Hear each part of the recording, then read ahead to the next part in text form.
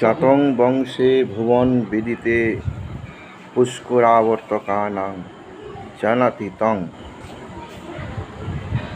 প্রকৃতিপুরুষং কামরূপং মঘন তেনার্থিতং তয়ি বিধিবশাৎ দুর্বন্ধুর্গত অহং যা চা মোঘা বড় মধিগুণে নাধমে লব্ধ কাম। মেঘদূত।